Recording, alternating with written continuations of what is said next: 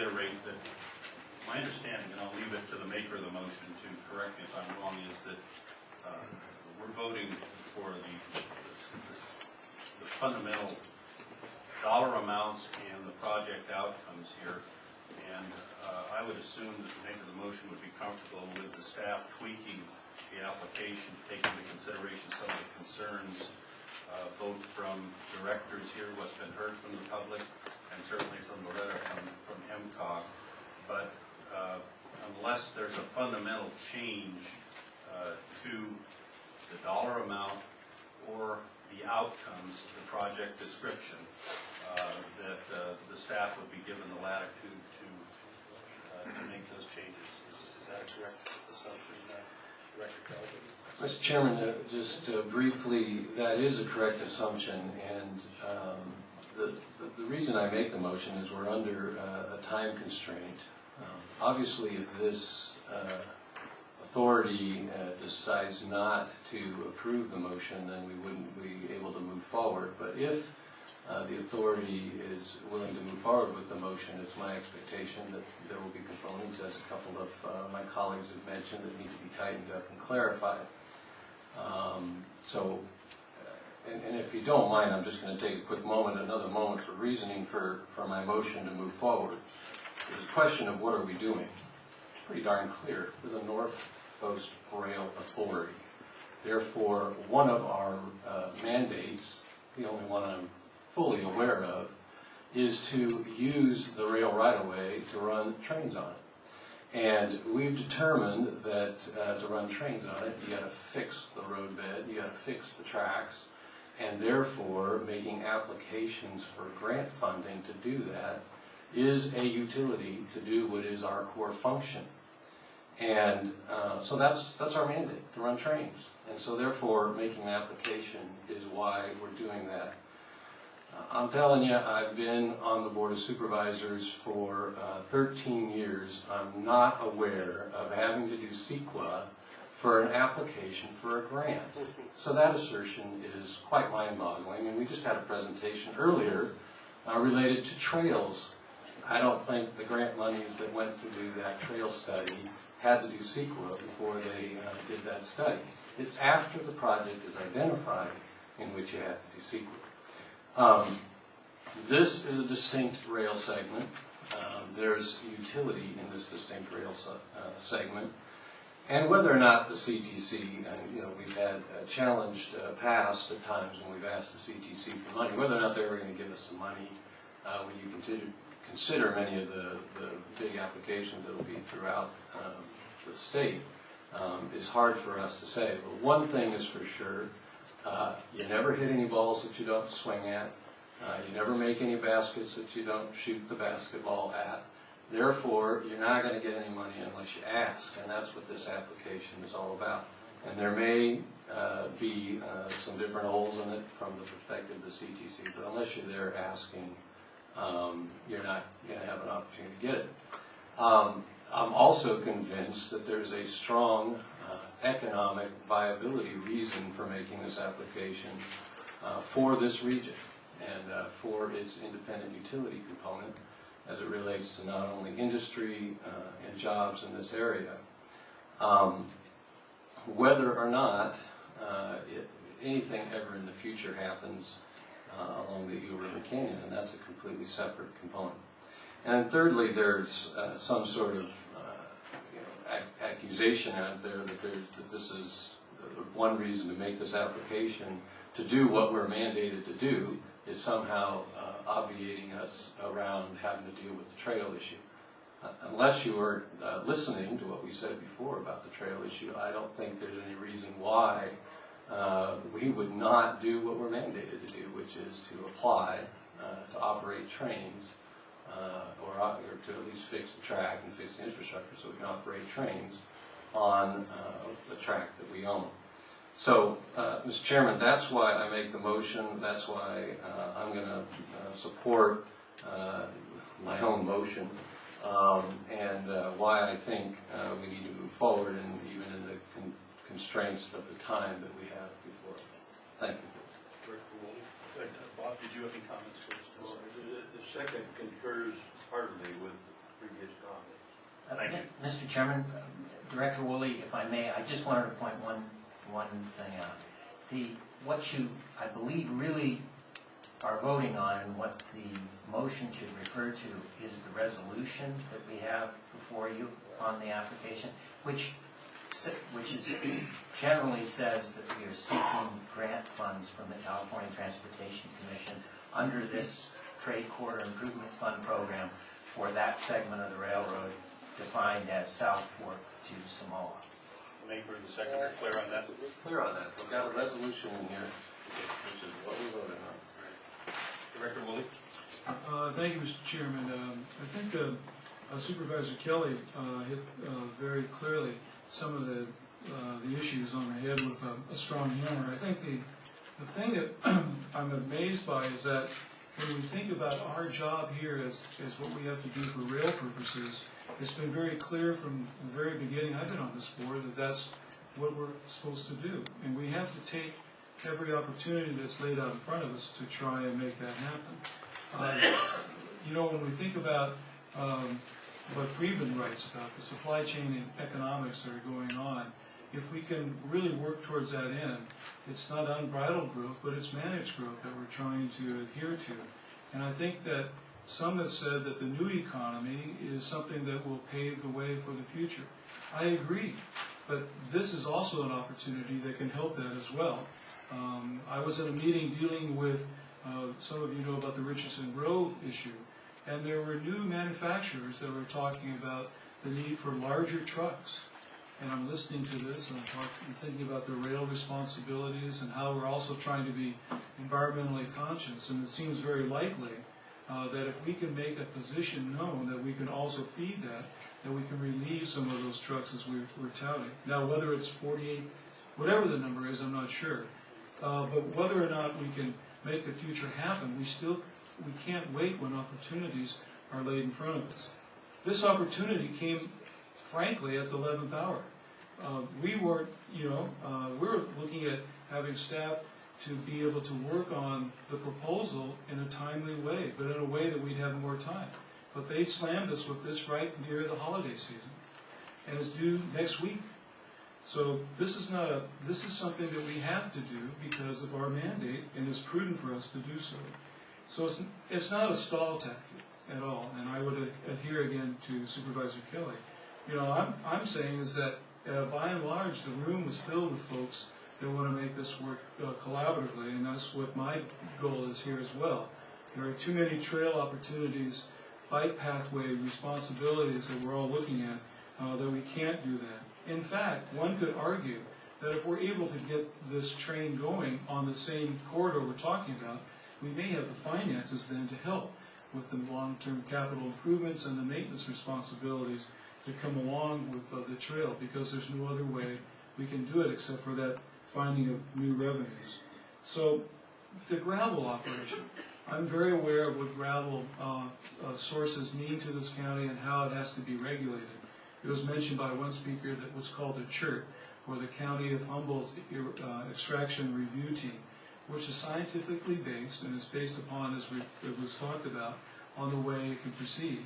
And the Army Corps of Engineers is very cognizant of that and has to watch over it. Even if it's in the coastal zone, the Coastal Commission has to provide periodic permits. This is one of the more heavily regulated industries in our county, by virtue of the importance the rivers play. So I am not here to say that we're going to add additional pressure. We're going to provide the appropriateness by which we measure how the operator is going to successfully gain gravel operations to move back and forth. That's our job here at the public trust table that we sit at on a monthly basis. There's probably more I could go into, but basically, I think because of our job and what we have to do, this proposal may have some weaknesses, but it's our job also to apply and try to make the best of it and to bring about these resources that we can do what we're charged to do. Thank you.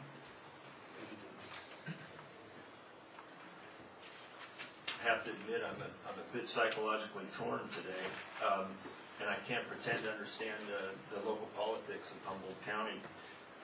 And I've only been on this board for less less than a year, and I feel like more of a novice every time we have a meeting. That being said, I don't want to oversimplify the role that I see, but sitting on the NCRA, my obligation is to protect the interests of NCRA and be a proponent of what we're vested in, which is to support rail. That's my understanding, that's my role, that's my obligation. And I think those that oppose the movement and the progress of the potential rail, their voice should be heard in Sacramento. I think that's where the legislators made the decision to support this, and that's where the funding comes from. If you want to turn off the spigot, that's where the voice should be heard. So with that, I'm going to support this. Thanks. Thank you. Thank you, Paul Kelly. That's all you have to say, Charles? Thank you very, very much. I've been involved for many years here. I was a harbor commissioner, 16 years. And yeah, sometimes you don't understand the politics of this area. But I think we had better really get it together, because our key people are leaving this area, and it's a fact. Doctors, dentists, contractors, and good ones. And it's really a sad moment here that people are going to move here, whether you like it or not. You know, you're not going to stop. You're not going to stop California from growing, and not Humboldt County either. As I said, I came from France here in 1952. I was here during the heydays, where if you got fired at 9 o'clock in the morning and you didn't get a job by 10 o'clock, you really weren't looking. It was that good here. And but now I've seen the opposite side of the coin. And I really want to see this go through. And yes, we'll go after a whole lot more money before this is over. I was here when the train was the only means of transportation. When the rail went out, this county came to a halt. And I want to see that rail come back. It's precisely why I sit on this board. I love it. This is a moment for the decision. And Mendocino led the way. And thank you very much, Paul. Sonoma, Mendocino. Sonoma. I'm sorry. Close, but no cigar. Thank you, Charles. It's close. A question and then a comment for the staff, whether it's Dave and Mitch. We say in various places, your letter, Alan, to Mr. Barna at page 1, and the project programming request at page 1, and other pages, that this will relieve congestion on the region's roadways and reduce vehicular air emissions. My question is, what is it that you have that supports that position that is made 3 or 4 or 5 times in these papers? Well, as has been discussed, Director Myers, if you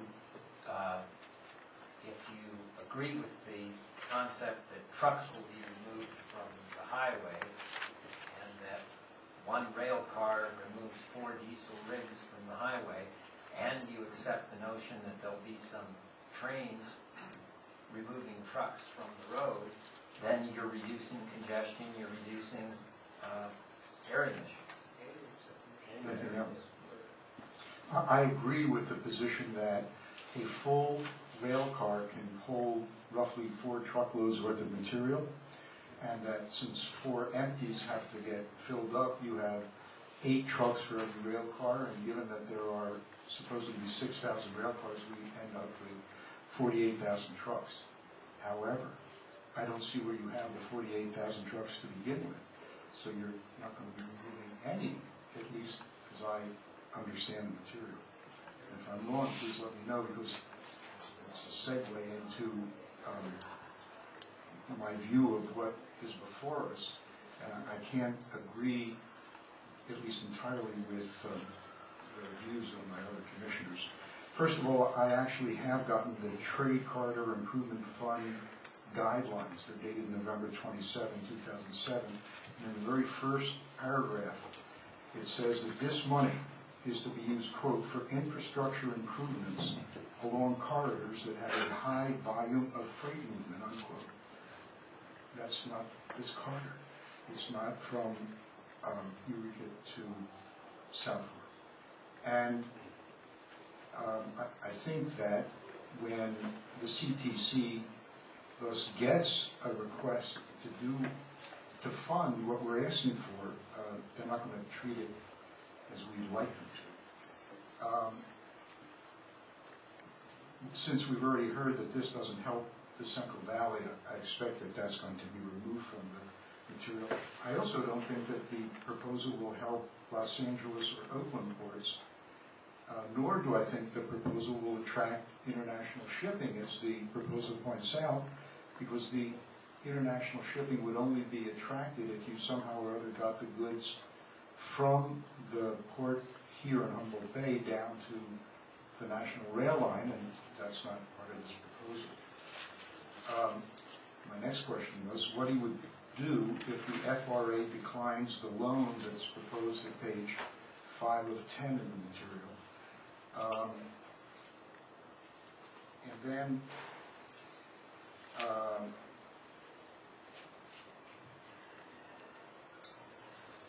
there's a statement about what we will do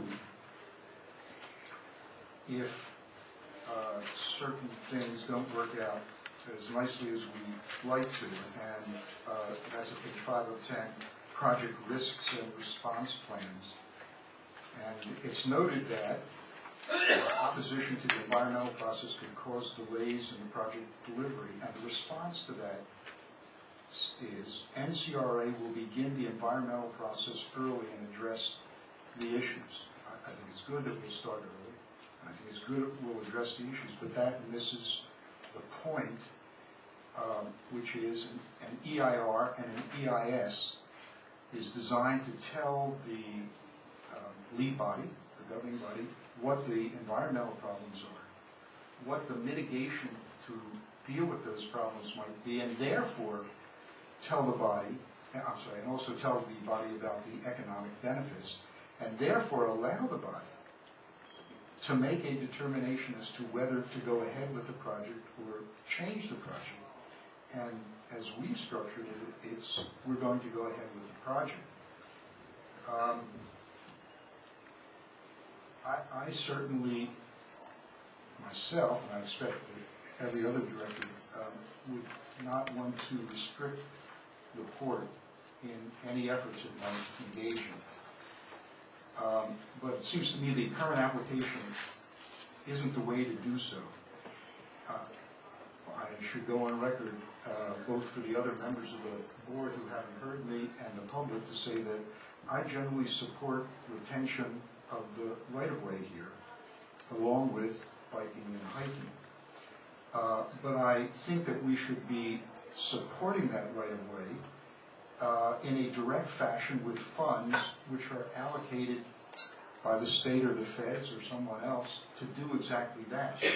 And these funds, that is the Prop 1B funds, are clearly not designated for that. And so last I come around to Director Kelly's position as to if you don't ask for it, you don't get it. He's absolutely right about that, there's no doubt. But do we lose credibility with the CTC or Caltrans or the state legislature if we apply for funding for which we have really no right to apply, simply because the funding is possibly available? And my view is that we shouldn't be doing it, so I would vote against it. But my view is as well that there will come times where we should self-generate times to get those funds in a proper fashion. Thank you. Thank you, Director. Obviously, we have a constituency here. Are you running? I'm not running for anything. Well, you probably could. Tom, you want to go ahead and comment? Yes. It'll probably come as no surprise. I can't support this application. Normally, I would like to always be able to defer to local interests, and so it's with some reluctance that I appear to be going against local interests in this case. The reasons that, and I'll just kind of run down briefly some of the reasons that I feel that I'm compelled to reject this application. First of all, I think in my overall view is that the application is not well documented. I think there's a complete lack of supporting evidence. It's not, I don't believe it's a matter of tweaking. I just think that we haven't, the homework hasn't been done. Second, I think this application, even with a little tweaking, grossly overstates the benefits and grossly underestimates the costs.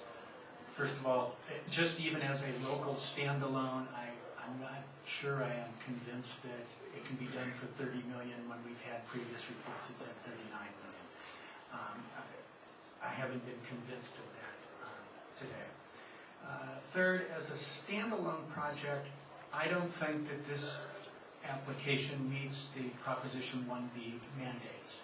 And those are spelled out in the guidelines, and we make comments about it, but I don't think it rises and meets that of velocity, throughput, reliability, and congestion relief. I don't think this application, even with tweaking, can convince anybody that it meets those mandates. And in fact, I really don't think there's any economic justification. I hate to get into local things here, but for this as a standalone project, I think the only economic justification is if we could ever justify this along with the whole line.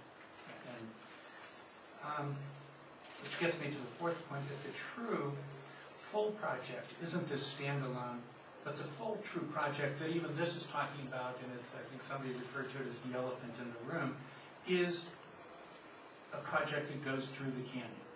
And I think that's what we should be focusing on a feasibility for. Now, I happen to also think that my guess would be that if we did that full feasibility, we'd probably have to conclude that it's, for a lot of reasons, it's not feasible. But I think that's, we need to get past this incrementalization of the line where we've incrementalized the feasibility and incrementalized the funding. It's gotten us into trouble down south, and I think it'll continue to get us into trouble here if we pursue that incremental approach to this rail line. I think we have to bite the bullet. It may take a little time, but let's do the full feasibility and see if that pans out. So that's really the true total project. So at the expense of being called an obstructionist here, and I really don't like when we do that, I think for a little positive spin on it, I think that we shouldn't waste resources pursuing this, but let's concentrate on what we can get accomplished. I think earlier today we heard a great potential project of something that is reasonable to accomplish, likely to be accomplished, and gives far more immediate benefits. And I think that's what we should be focusing our efforts on, not pursuing this kind of pipe dream incrementally.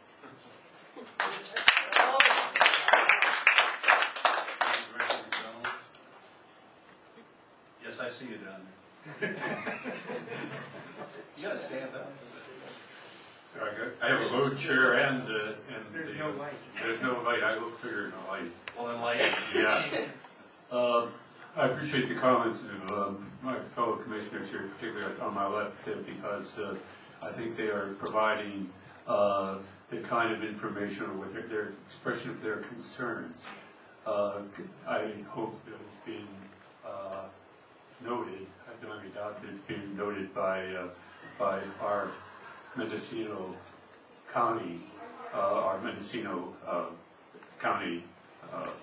MCOG.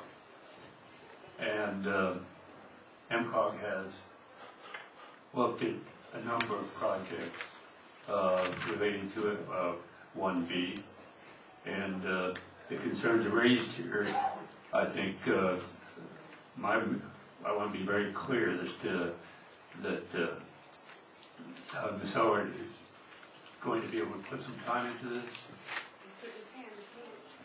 You say you can? Right, before the deadline? Yeah. Okay. And as a member of NCOG, I want to say that we'll make sure staff, the rest of the members of NCOG, note this and support this.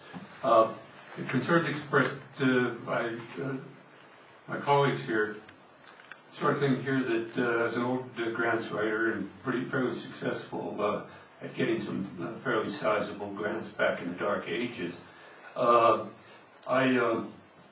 don't always get the kind of opportunities you want. And I don't know anybody that reviews grants, and like that I've reviewed hundreds of grants. You don't sit there and say, boy, that's a stupid grant. I'm going to remember that the next round. You're in the round. I mean, again, this is the tone.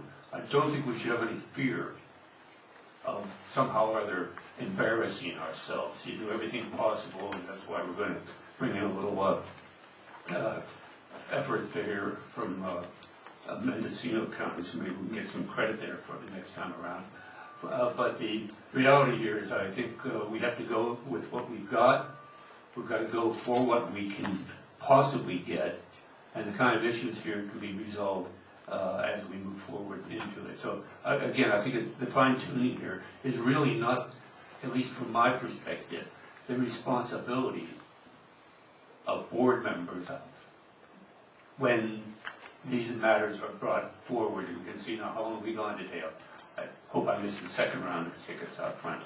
But the reality here is when we spend time on the details and our philosophies, we are spending an awful lot of time on some, I think, projects that just have to be moved forward. We can't be doing anything more than saying, take another look at it, or here, take another look at this section, you have some problems and so forth. That's staff's job to work out the details. The philosophy here has been an emerging one, an evolving one, and so forth. And we can't have every grant or every move in a fresh direction vetted in terms of the details, the elements. I think the general idea is you go for what you can get as long as it's consistent with your mandate, with your mission, and your goals. And I think this particular grant, I sure hope we have a shot at it, and I strongly support it. Thank you, Director Colfax. I'm going to make a brief comment, and then I think we'll have a roll call on this. Oh, yeah, I thought you did. Go ahead, please. Mr. Chairman, I've been on this board almost 10 years, heard some of the same arguments against anything connected with this railroad repeated again today. And frankly, they ought to put it in writing, wouldn't have to bother us and use up our valuable time with repetitious statements. With respect to the misuse of the word congestion, when this project was first envisioned, there definitely was and still is congestion. But it was at Long Beach and the Port of Oakland. And because the Port of Humboldt is a day closer to the Intercontinental Railroad line, this was an attraction. There's so much congestion, they even talked about building a big new facility in Mexico. So I'm very much in favor of this project. You have to do, over the years, we've scratched and clawed our way trying to find money, and we have an opportunity to get some help, and I think we'd be remiss if we didn't take every opportunity we could get. There's been an argument about whether this is all pie in the sky, that it's not feasible to consider reestablishing rail service in the Eel River Canyon. Because I'm the only one on this board or in this room probably that has any historical connection with the NWP. I spent 40 years running engines on the NWP. And I can tell you, in that process, I got to know an awful lot of dedicated men. And if they kept this railroad open with picks and shovels and motor cars, compared to the equipment they have available today, you're damn right they can reopen it. And so therefore, I completely support this motion. Thank you. Thank you, Bob. Are there any other comments from the directors? Well, I'll just quickly, as a matter of clarification, Bernie, to your question about why some of the narrative in here speaks to things like port congestion, it's very simple. This is a joint application with the port, and the improvements in terms of the shoaling issue will definitely enhance their ability to Chip, I don't know what the magnitude of that is, but there is some language here that isn't consistent with just what the NCRA's goals, and that's the nature of a joint application. Certainly, I think we've agreed we're going to clean it up, tighten it up.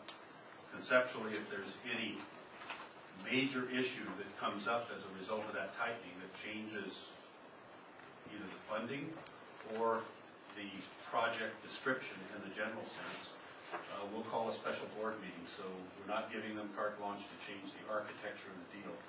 We're just giving them a goal of cleaning it up and getting the narrative consistent with what we're really doing here. With that, I'm going to call for the question by roll call. Heather? Director Simonson, Yes. Director Kelly, Yes. Director Woolley, Director Zedrick, Yes. Director Olivier, Yes. Director Myers, No. Director McDonald, No. Director Colfax, Yes. Chairman Hemphill. Yes. Thank you. The motion carries, and the resolution will be prepared. At this point in time, yes. Since you're going to be tightening them up, one of the speakers mentioned something that I think should be put in the risks portion, and that is that we have a suit against us. And if that suit moves ahead, we won't be able to, and I leave this to council, but we may have difficulty complying with whatever it is the commission wants. And actually, I'd just say that the city of Nevada lawsuit can have no impact upon this application. Okay.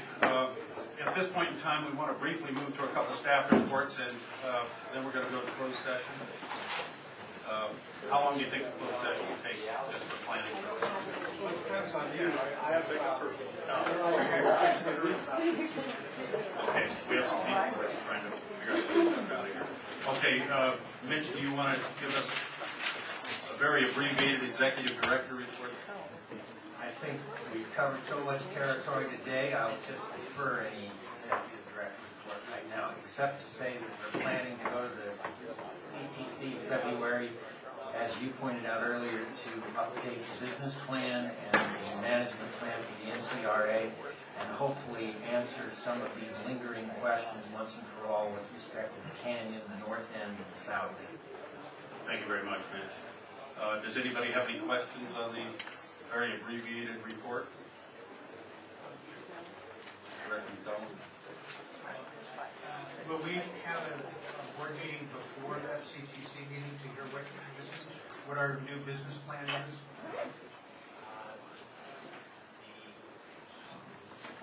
I'll have to see what the date of the CTC meeting is in February. I think it's around mid-February. I think we'll actually have a board meeting prior to the CTC meeting, but I'll have to check. I think what we're doing with the update is just memorializing actions that have been taken by this board subsequent to some of the original plans that were submitted to them that keep beating us over the head with. They're dated documents. There were subsequent actions that changed that for good reasons, and yet it's like a dead chicken hanging around our neck, for lack of a better term. They keep referring to this all the time without looking at the actions that this body has taken. So Mitch is going to clean that up all in one fell swoop and get the commission updated.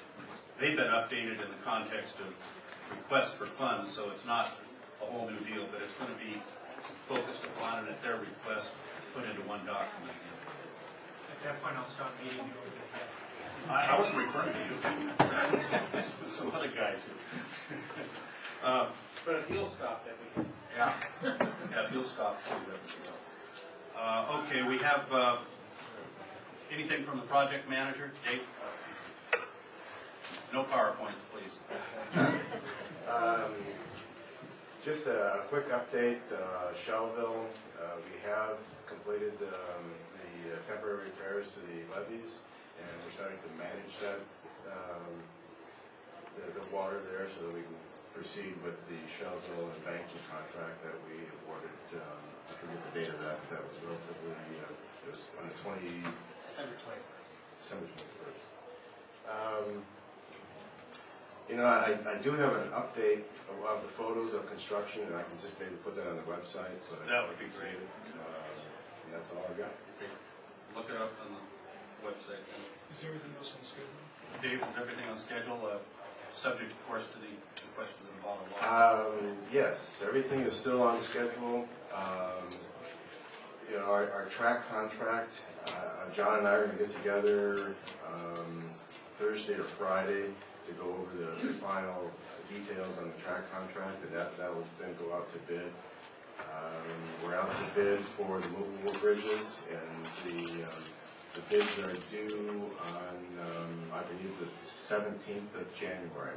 So hopefully by the time we meet again, we'll have another contract to review. Thank you very much, Dave. Any questions from Dave, from the board? Any questions from the public? Thank you. Legal counsel, do you have anything to report? I probably could go on for quite a while, but I just Don't. I just do have one sad note. Don Edmondson passed away this past week. He was a very big force in preserving this railroad back in the 80s with Rockefeller and in fighting the Southern Pacific Abandonment petition. I'm sorry to hear that, and certainly I think everybody on the board that knew Don or was aware of his efforts. It was monumental in nature, and he's been an ongoing source of good inspiration and occasional criticism of this board, so we'll miss him. Thank you, Chris. We're going to adjourn to executive session next door. Yeah. We'll go back to conference room. Okay, and we'll be back here within 20 minutes if any of you want to